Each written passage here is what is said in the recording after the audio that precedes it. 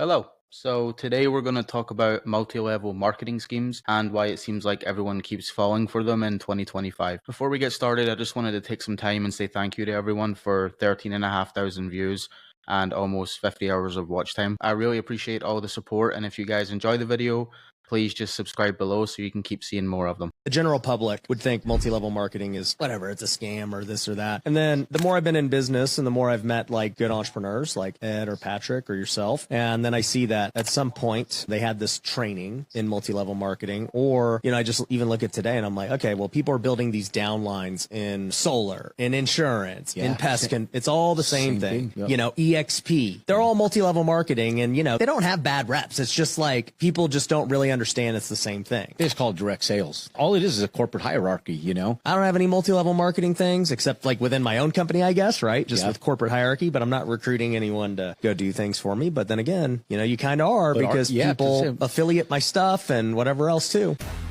So in this video, the guys are talking and they're comparing MLMs to direct sales structures. Now, they're forgetting some of the huge differences there, mainly that a direct sales structure is a legitimate form of selling and is used by companies in solar and pest and roofing and even alarms as a legitimate structure of business. Now, I have my own problems with direct sales and some of the issues that reps run into in those areas. So let me know if you want to see a video on that. But they leave out a key difference in this video, which is recruiting. Typically, reps in direct sales can still make decent money without having to recruit, even over 6 figures a year.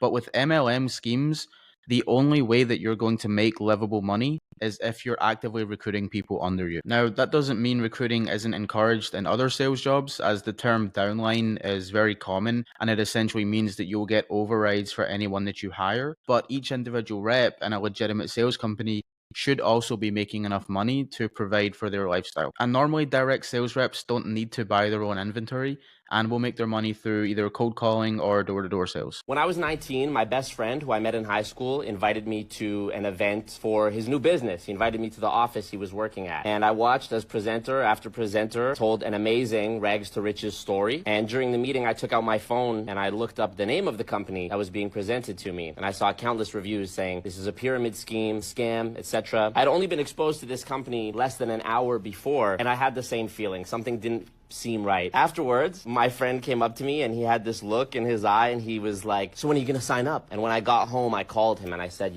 I looked up this company and I wanted to share some of the things I heard about with you. I don't want you to get hurt by this. And what I was told back was, you're just like everyone else. You don't believe in me. They told me you would say that. And that was the end of my friendship with my best friend of the past 4 years. And it was my introduction to the world of multi-level marketing. This video by Always Marco really highlights the sales strategies that any type of MLM is going to use to recruit people. Normally, a meeting like that is going to be full of sales presentations, direct stories, rags to riches type scripts. MLMs are amazing at brainwashing the people that go to these meetings with stories about passive income, being their own boss, and financial freedom. These promises, though, quickly fall away when you realize that 99% of people who work in an MLM make no money and actually are more likely to fall into debt from being a part of the business. Only 1% of people who work for an MLM are going to actually profit, and they are normally the top 5 to 10% of the company. That's a pyramid scheme because only the people at the top make money. That's not true. You're thinking of the corporate world, where the manager makes more than the supervisor, that makes more than the secretary, that makes more than the janitor. See, this is pay for performance. I out-earned the person that recruited me. How's that possible if only the people at the top make money? Yeah, I mean, I understand the point that's trying to be made in this video, but I think the key concept that's missing is if you're not making money from providing a service, but you're being paid for getting other people to sell for you, which are then getting other people to sell for them and other people to sell for them, you're having no direct impact most likely with anyone else except the initial group of people that you've hired. And you're just relying on others to sell a dream that maybe you're the only one achieving out of 10 people. If you own a company and you're the only person who makes money, meanwhile everyone else is taking out loans, is your company really successful? And it's great to flex the lifestyle of having a nice house, but if that comes off the back of taking advantage of people and knowing that 99% of people you hire will never be successful, What kind of person and what kind of boss does that make you? Of money, right? It's a way where they know that when you go out of your college and you graduate, you got a shit ton of money you gotta pay back, and they know you ain't gonna have that, right? Because most jobs are not gonna pay you 6-7 figures off the bat.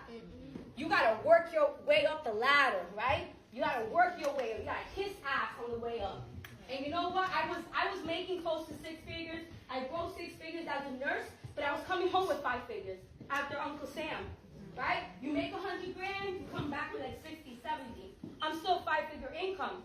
And I said to myself, damn, I was working 16 hours a day. When I told you, like, I didn't have a life, my life literally was go to work, come home, sleep for 4 hours, wake up to do the same shit over and over and over again. And I got sick and tired. I really did. And then I looked at the time, my boyfriend, that's now my husband, and I said to him, like, we gotta do something, because he grew up worse. He grew up in shelters, on the street, living on the street with his mom, and his mom they had 5 siblings. Okay, I had to cut that video off a little bit early because I can't listen to the full thing, but basically what this lady is saying is that she had a great life, she had a job, she was making 6 figures, and she decided to throw that all away for an opportunity to sell makeup or energy drinks or granola bars. This makes no sense. These people who do these speeches, they'll never tell you why they left their job. It could have been that they were fired, they were let go, or they just weren't very good.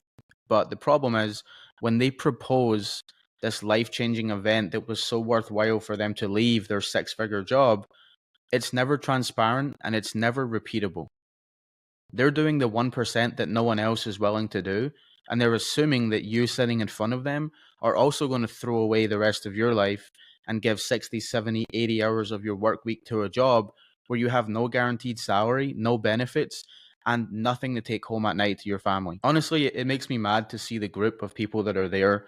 These kind of meetings are normally full of young college-age kids who are looking at getting their first job and don't have any experience of how the job market actually works.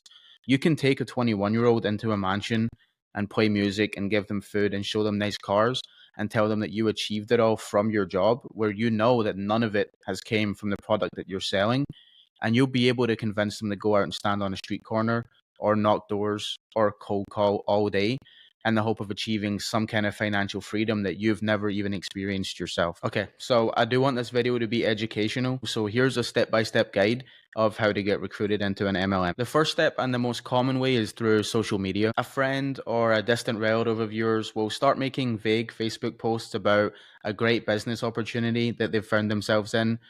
And if you interact with those posts at all, you'll get a DM asking how your life is going after all these years and how your financial situation is. If you engage in the conversation, you're probably going to get asked if you've been interested in any kind of side jobs or if you're open to making any extra money. They will probably tell you how they've become their own boss, how they've discovered passive income, and how a 9-to-5 job is for the regular people that will never break free of the system. Depending on how agreeable you are to the conversation, you will probably be invited to the next step, which is the meeting. If you're close enough to go in person, the meeting will probably be in an office or in someone's house.